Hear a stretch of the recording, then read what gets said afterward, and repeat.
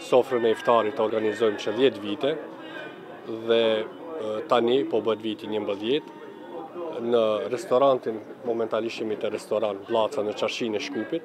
Nuk e zgjodhëm rastisht këtë vend, është një rrugicë e Qarshisë e cila nuk e pengon rrugën kryesore dhe gjithashtu kemi krijuar një traditë bashkëpunimi me pronarët e restorantit Blaca. Në këtë restorant, përkatësisht të restorantit Blaca, i shtrojmë diku për një muaj afër 3000 iftare. Në restoran shtrohen parafërsisht 100 persona, por edhe duke mos harruar që 50 paketime ushqimore u dërgohen banorëve të lagjes Dijon të Shkupit, që do thot 150. Arsyeja pse nuk më mundemi më tepër të zgjerohemi është fakti se jemi të kufizuar me mjete dhe nuk i kemi të siguruara para kohe, po sido që tjetë për neve është shumë e rëndësi, sepse donatorët që janë nga vendi dhe nga jashtë janë vazhdimisht duke kontribuar dhe duke mos e harruar një pjesë të më të pamundur të popullatës shqiptare, dhe ne kemi dëshirë që të na përsëritet suksesi i vitit 2019, përkatësisht para se të shpallet pandemia me koronavirusin, kur janë shtruar gjithsej 5200 iftare gjatë sofrës së Ramazanit, 3000 prej tyre janë shtruar në restoran dhe 2000 kanë qenë, siç thash edhe më parë, paketime ushqimore që janë dërguar nëpër lagjen e Dijonit. Shpresa jonë është që të ardhmen ta zgjerojmë sofrën e iftarit, duke pas parasysh se nevoja është e madhe. Ne kemi dëshirë që sidomos edhe ushqimet që janë në formë të paketuar, të zgjerojmë edhe nëpër lagjet e tjera të qytetit të Shkupit.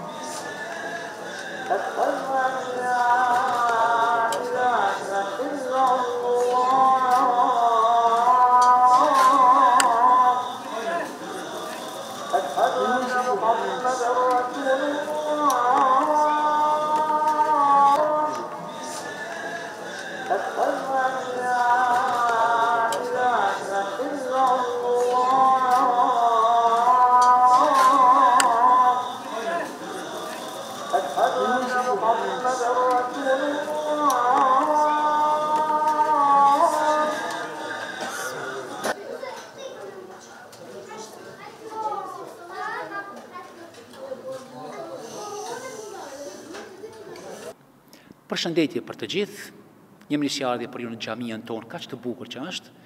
Desha që flas sot për ditët që po i kalojmë në agjerim. Agjerim do të thotë abstenim nga ngrënia edhe nga pirja. Por jo vetëm ky dimension e dallon agjerimin tek muslimanët, veçmas që agjerim nuk kupton edhe heshtjen e plotë të njeriut, dhe dimensioni i dytë është ngritja edhe shpirtërore, ngritja edhe fizike që e heton njeriu. Në gjatë agjerimit vërejmë se në trupin tonë ndodh një ndryshim edhe atë të aspektit kosmologjik, për arsye se edhe gjithësia ndryshon me ditë agjerimit. Gjatë agjerimit vërejmë mendimet e kemi ndryshe, shpirtin e kemi ndryshe, pothuajse edhe shohim ndryshe, donjëherë edhe imagjinojmë pak më ndryshe. Agjerimi është një dritë që neve për 30 ditë na bën që të rilindim edhe atë nga një embrion që e quajmë ne Kur'an apo libri i Zotit. Sidomos në natën e Kadrit ku jemi sonte, që është nata e zbritjes së Kur'anit famulart, na bëhet edhe më e qartë se kush jemi dhe çfarë jemi. Zoti në Kur'an thot: "Sibgat Allah wa man ahsanu min Allahi sibga." Ngjyra e Zotit. A ka dikush që ngjyros më mirë se Zoti? Kjo kjo ngjyra hyjnore nuk vlen vetëm për neve muslimanëve, po kjo ngjyrë hyjnore vlen për të gjithë njerëzit, anë mban botës. Është çudi, si mundet që trupi ynë vetvetiu ta hetoj se po vjen agjërimi. Ç'është kjo para pregaditje, para se të vinë ditët e agjërimit? Pse na ndodh një transformim total? Pse bota është pak më e qetë? Jo vetëm bota njerëzore, po edhe bota e qenieve të tjera. Se Zoti në Kur'an ka thënë, yuridu Allahu bikumul yusr. Zoti me ju që agjëroni e do lehtësimin. Përveç që muslimanët kanë dobi nga agjërimi, jo muslimanët janë ata që e kanë dobin edhe shumë më të madhe se sa që e kanë vetë muslimanët. Ndërkaq agjërimi për muslimanët është që dëshmojnë njerëzve se janë më të ngritur, janë më të heshtur, janë më produktiv, edhe janë shumë më të qetë, apo të themi edhe më të drejtë apo korrekt. Agjërimi daton nga viti 2 Hijri, i shpëngulës pejgamberit ton alayhi salatu wassalam, por kjo nuk do të thotë që agjërimi nuk ka qenë prej ditës së parë që është krijuar njeriu i parë. Pra agjërimi është prej popujve të tjerë në forma të ndryshme, në faza të ndryshme, derisa Zoti i Madhërisht e përfundoi me ardhmën e profetit Muhammed alayhi salam në 30 ditë që muslimanët ndjehen në përpikmëri të plotë dhe ja kushtojnë një rëndësi të veçantë.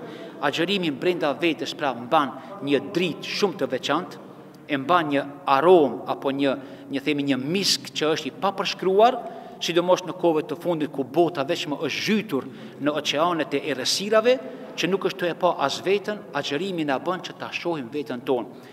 Agjërimi e bën që ta kërkojmë paqen në botë, të japim drejtësi njerëzve. Agjërimi na bën që njerëzit ta kuptojnë se me ne jetojnë në paqe dhe ne jemi vetëm për paqe edhe për siguri në botë. Kjo është agjërimi. Gjatë agjërimit ka ndodhur shumë sende në histori, fitore, ngatnime, dhe ne muslimanët natën e 27 që jemi sonte e presim anë kënd botës me plot madhështi. Në këtë natë u hapën dyert e qiellit dhe u njoftua Zoti me njeriu. Edhe atë me fjalën e parë, ikre, lexo. Ishte përqafimi engjëllor, përqafimi i Xhibrilit që e përqafoi pejgamberin ton, me fjalën e parë që u njoftuan, lexo Muhammed. Tani jeta vazhdon më ndryshe. Nuk ka më jetë pa lexim, edhe pa studim, edhe pa arsim. Kjo është e tëra që neve na bën agjërimi të jetë. Por të mos harrojmë pra, fjala agjërim është ngritje. Në qoftë se nuk kemi ngritur gjatë agjërimit, agjërimi do të jetë pra i mangut. Në qoftë se agjërimi s'ta ka bë të heshtim pak, të kthehemi në vetvete, ta kalitim vullnetin, ta kalitim pothuajse shpirtin edhe jetën tonë, që pas Ramazanit të jemi edhe më të mirë, atëherë do të thotë se kemi problem me vetveten tonë. Ne duhet të pyesim, a do të fillojmë të agjërojmë vërtet siç që duhet të agjërojmë? E ky agjërim është i tërë qenieve njerëzore, pra nuk agjërojmë vetëm njerëzit, agjërojmë edhe bota bimore, edhe bota shtazore, agjërojmë pothuajse ndoshta edhe në planete të tjera, nuk e dim ne, por kryesisht ne i bashkangjitemi atij rendit, për arsye se sikur Zoti na thot tani, o njeri, ti je në rendin e gjitha krijesave, të cilat mua më respektojnë dhe asesi nuk dalin nga ai rend. Pse ti po bëhesh që po e çrregullon rendin tim kozmik që e kam krijuar? Pra kur agjërojmë, sikur jemi në rendin e gjithë krijesave që i nënshtrohen Allahut të Madhërisht. Allahu Akbar, Allahu Akbar. Allahu Akbar, Allah. Cevabını çekmez de dinlemez kalınca geçtir.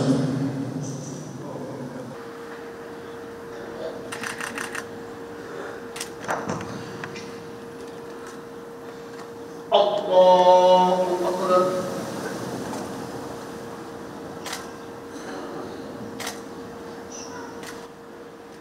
سمع الله لمن حمده الله أكبر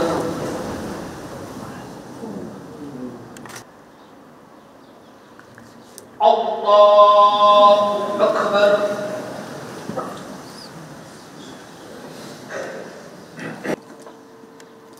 الله أكبر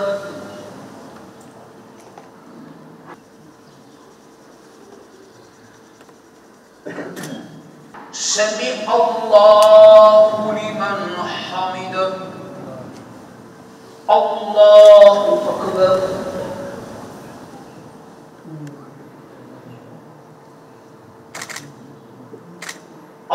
Allahu Akbar. Allahu Akbar. Allahu Akbar.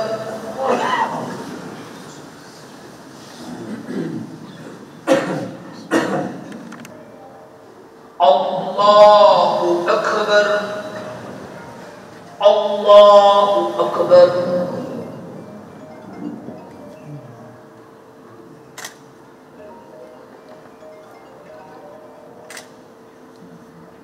Allahu Akbar.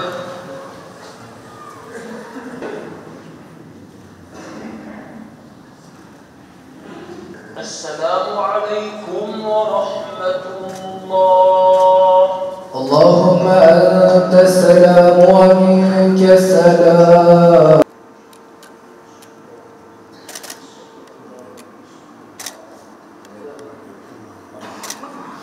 Me 6 ajete vetë vjen aj punoj. Ma anzalna alejke l-Qur'an li tashqa. Vetëm këtë ajet kur e lexoj, Omeri e pasroj vetën e vetë. Jemi pranë në një ditë edhe në një natë, që për umetin islam është dita dhe nata më madhe.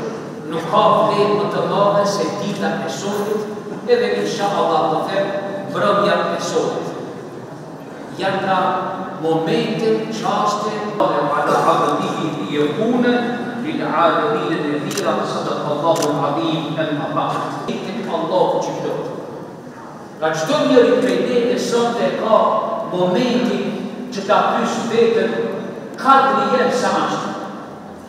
Ta kadri apo vlera ime, sasia ime sa është tek Allahu që plot. Po dhe se do të nderuar.